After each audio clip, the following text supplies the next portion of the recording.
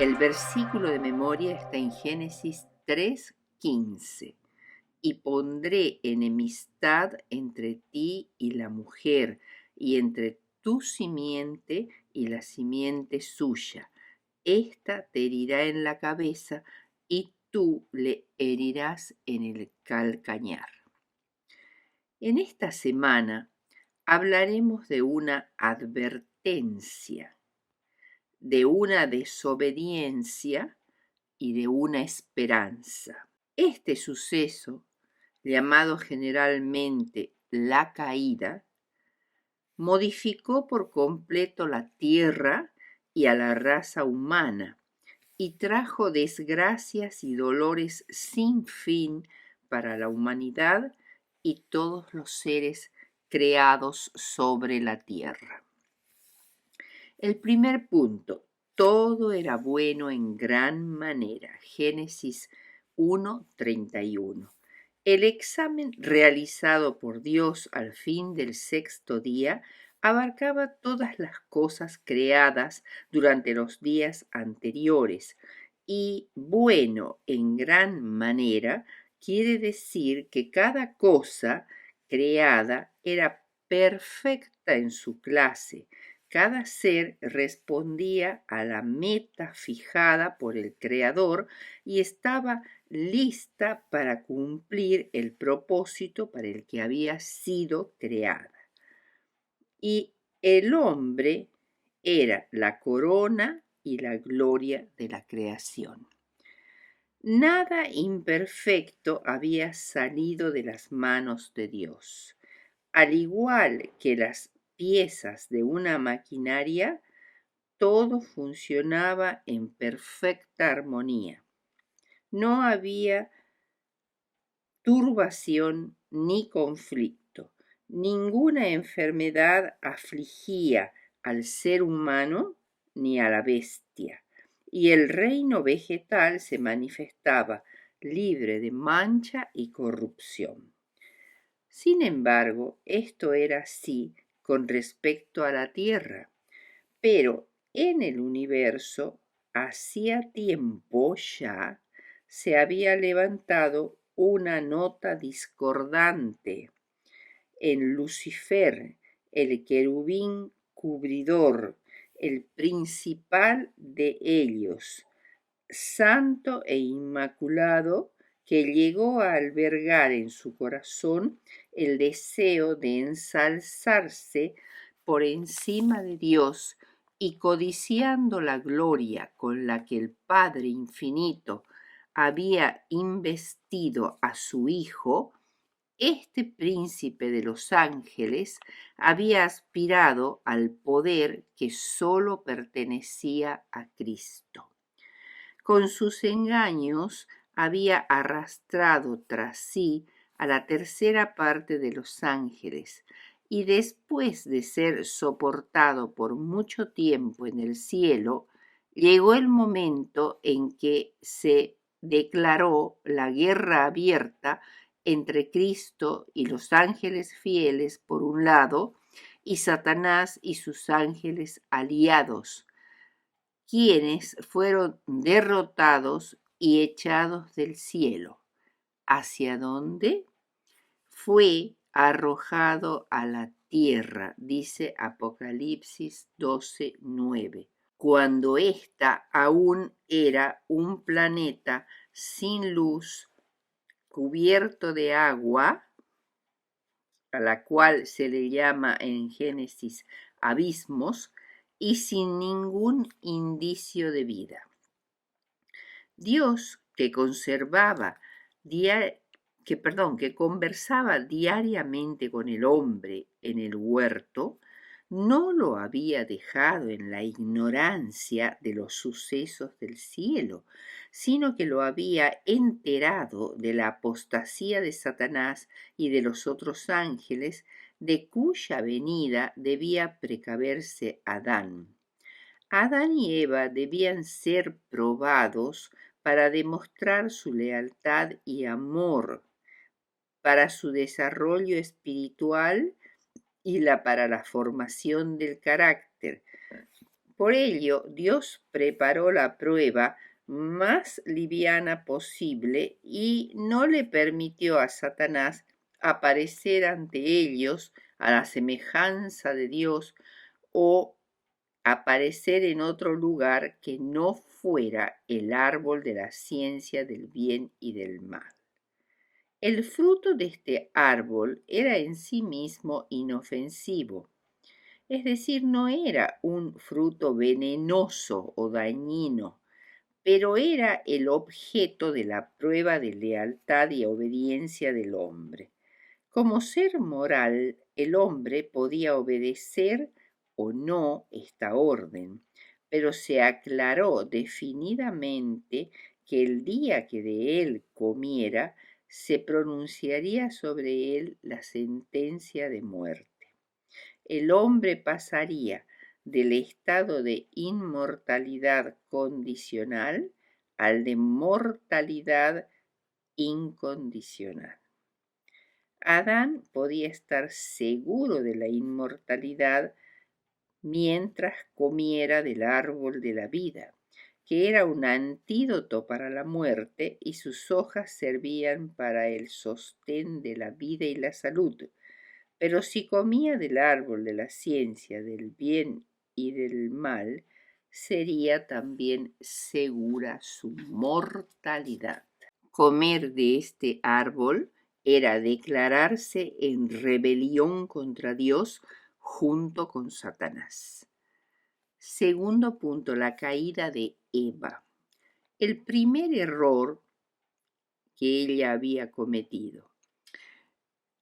Los ángeles habían prevenido a Eva que tuviese cuidado de no separarse de su esposo mientras se ocupaban en el trabajo en el huerto.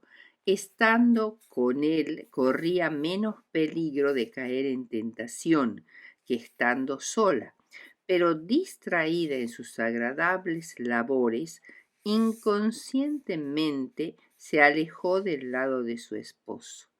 Al verse sola, tuvo un presentimiento de peligro, pero desechó sus temores, diciéndose a sí misma que tenía suficiente poder y sabiduría para comprender el mal y resistirlo.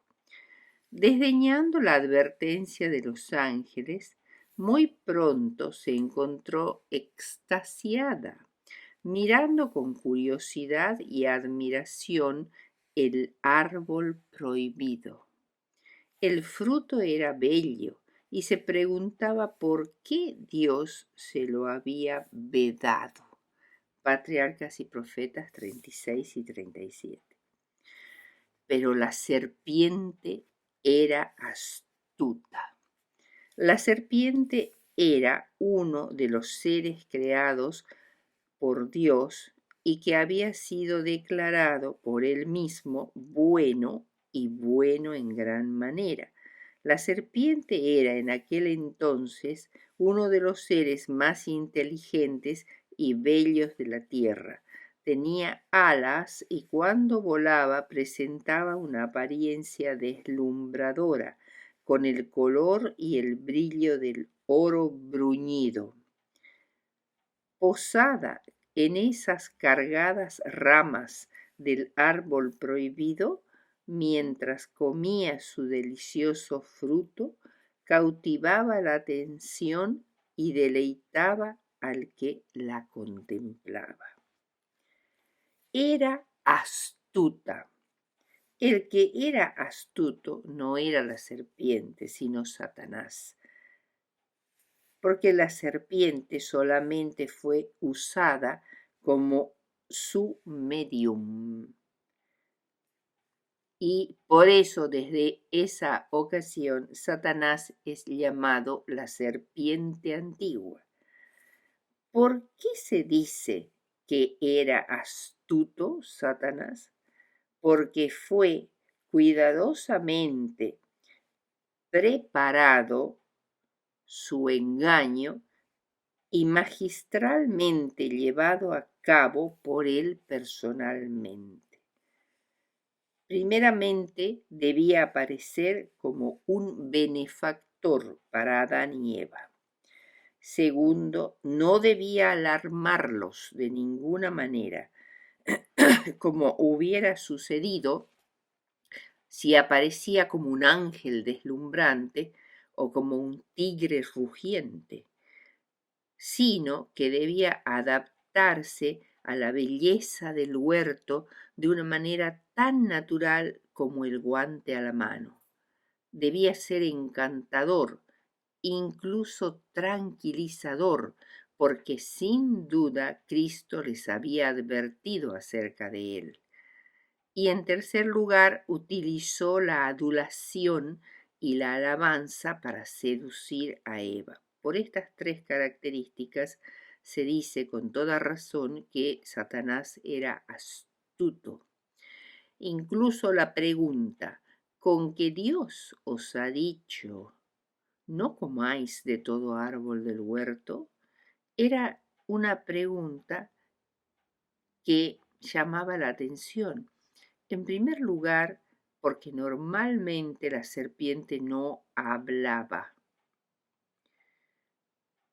En segundo lugar, parecía una pregunta inocente, pero era intencionadamente indefinida y ambigua para sembrar duda en el corazón de la mujer acerca de la razón y justicia de una orden tal. Podría traducirse también, ¿ha dicho Dios realmente no comeréis de alguno de los árboles del huerto? ¿O no comeréis de ningún árbol del huerto? La respuesta de Eva.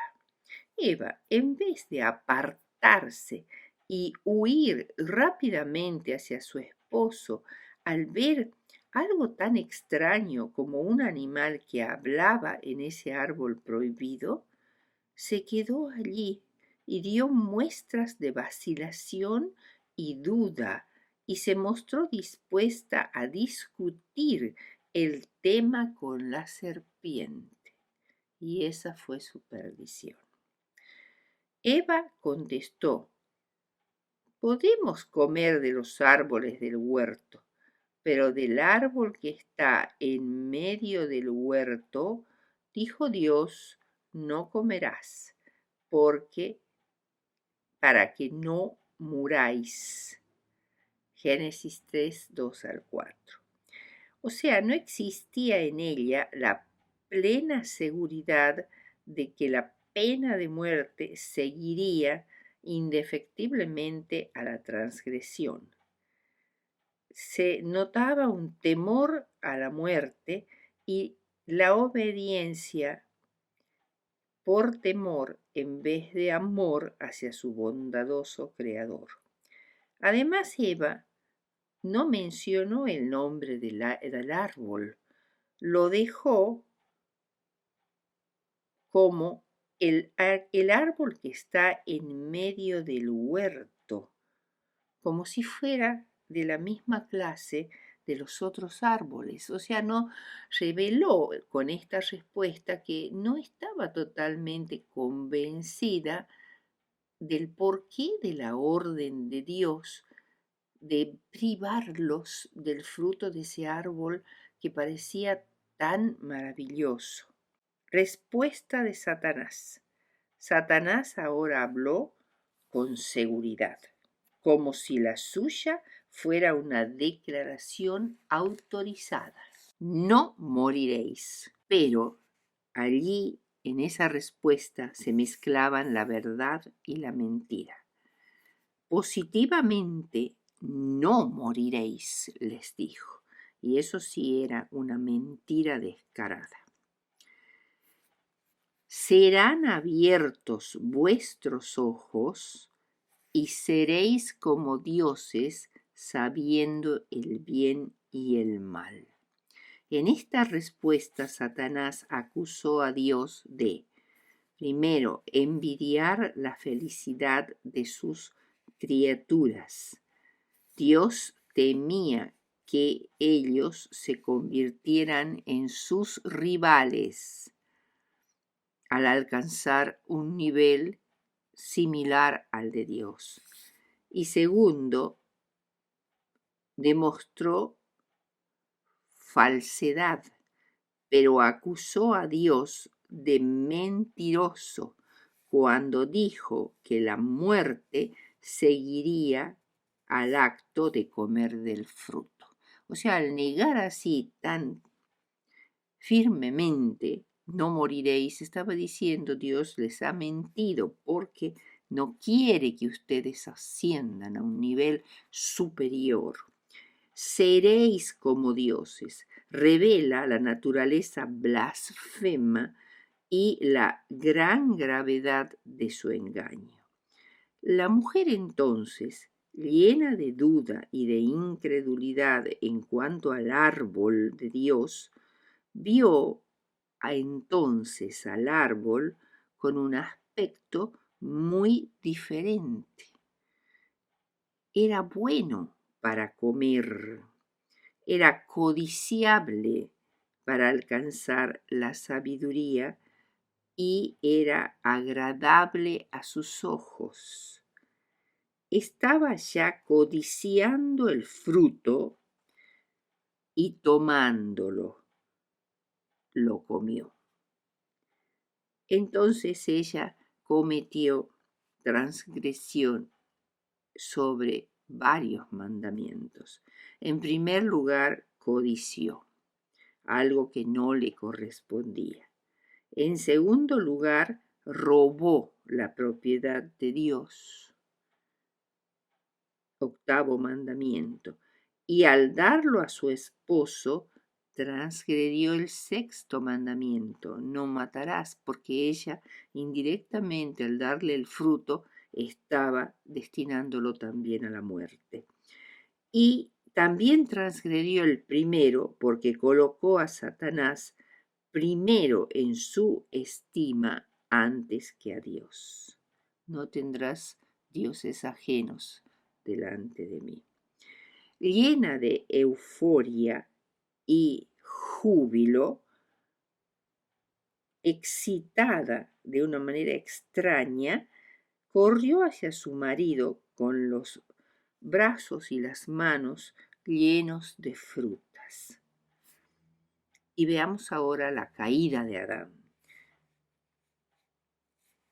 Obviamente, debe haberse entablado una conversación entre Adán y su mujer. Se planteaba ante él una terrible disyuntiva: elegir la senda del pecado y la desobediencia que había tomado Eva o renunciar a ella confiando en Dios de que Él de alguna manera restauraría su felicidad destruida. La Biblia dice en 1 de Timoteo 2:14 que Adán no fue engañado, a diferencia de Eva, que fue engañada. Pero el poder de persuasión de su esposa, unida a su propio amor a ella, lo indujeron a compartir las consecuencias de su caída, cualesquiera fueran. En vez de esperar hasta tener la oportunidad de tratar todo el trágico asunto con Dios, decidió por sí mismo su suerte. La caída de Adán fue tanto más trágica porque él no dudó de Dios ni fue engañado como Eva. Procedió ante la terrible y segura expectativa de que morirían a comer también del fruto. No fue la caída de Eva, sino la elección deliberada de Adán en la plena comprensión de la orden expresa de Dios, lo que arrastró a toda la humanidad al pecado y a la muerte. Patriarcas y Profetas 39. Las consecuencias. La primera de las consecuencias se describe en la Biblia en Génesis 3:7 como fueron abiertos los ojos de ambos. ¡Qué ironía!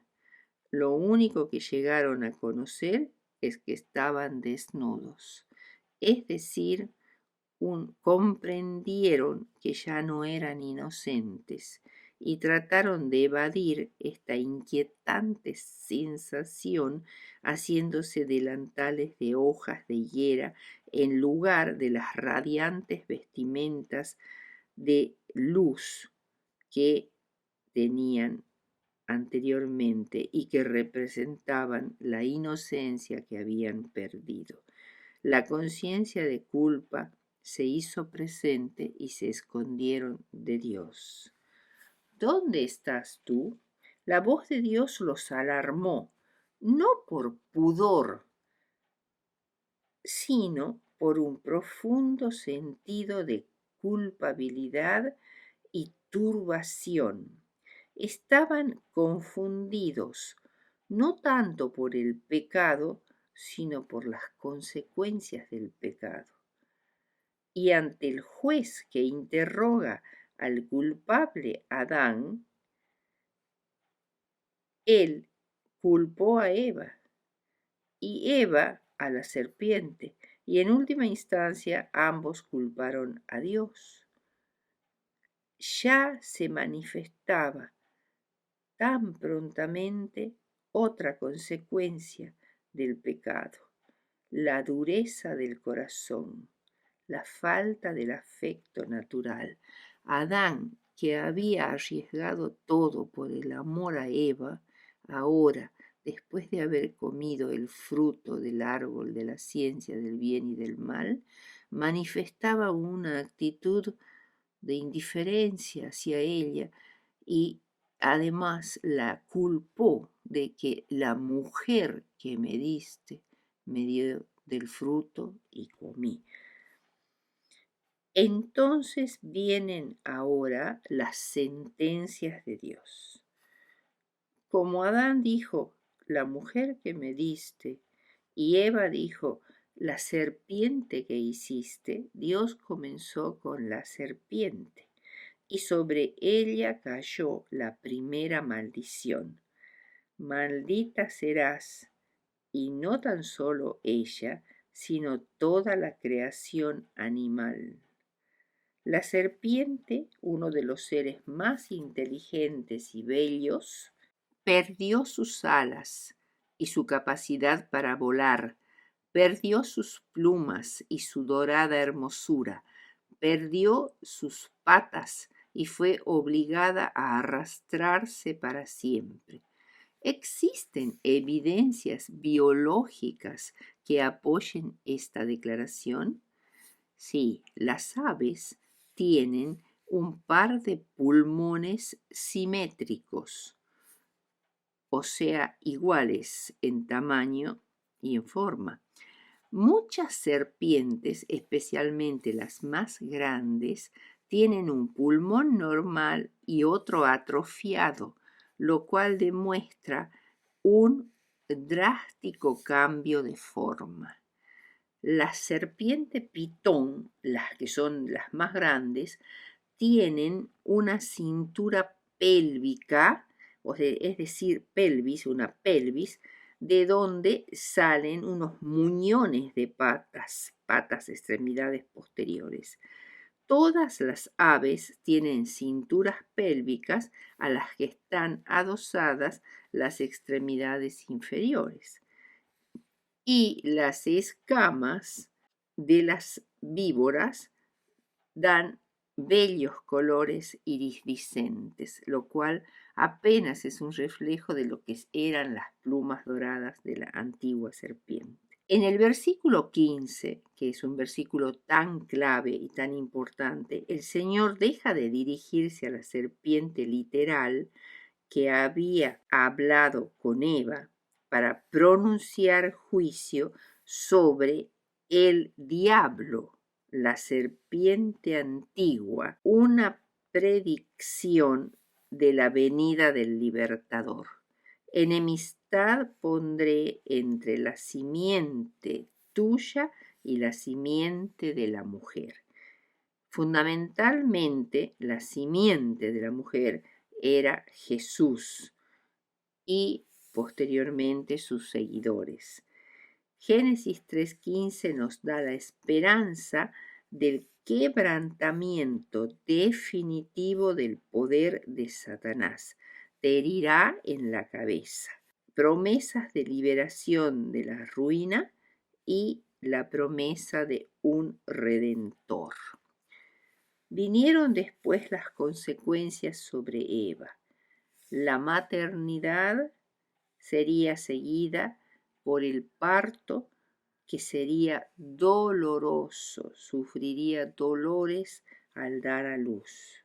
Ahora Dios determinaba que Eva estaría en una posición de sumisión ante su esposo. Él iba a enseñorearse sobre ella, porque ella había demostrado que no podía manejarse por sí sola en la tentación.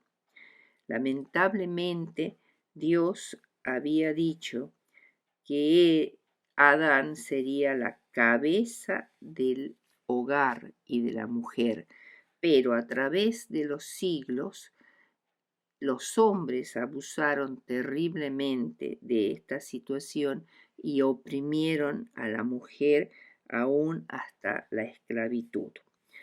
No del verdadero compañerismo que recién se manifestó en épocas muy posteriores en el cristianismo. ¿Cuál fue la sentencia sobre Adán? Como jefe de la tierra, como gobernante del planeta, cayó sobre él una sentencia terrible. Trabajo penoso para poder sustentarse él y su familia. La tierra sería transformada, ya no sería fértil ni sería fácil cultivarla. Además, los animales que antes le habían sido sumisos y amistosos, huirían de él e incluso se volverían agresivos contra él. Y se le aseguró que la muerte vendría indefectiblemente, porque polvo eres y al polvo volverás. La expulsión del Edén. Esta fue la segunda maldición que cae sobre la tierra, porque ahora Adán, el ex protector de toda la tierra como planeta, del huerto y de todos los animales vivos, las plantas, se había transformado en el causante del sufrimiento de toda la creación. El Edén no podía ya enseñarles las lecciones que ahora necesitaban. Tenían que salir a la tierra que estaba desde ahora bajo la maldición. No podrían ya nunca más tener acceso al árbol de la vida. Con indescriptible tristeza se despidieron del hermoso Edén y fueron a morar en la tierra sobre la cual descansaba la maldición del pecado.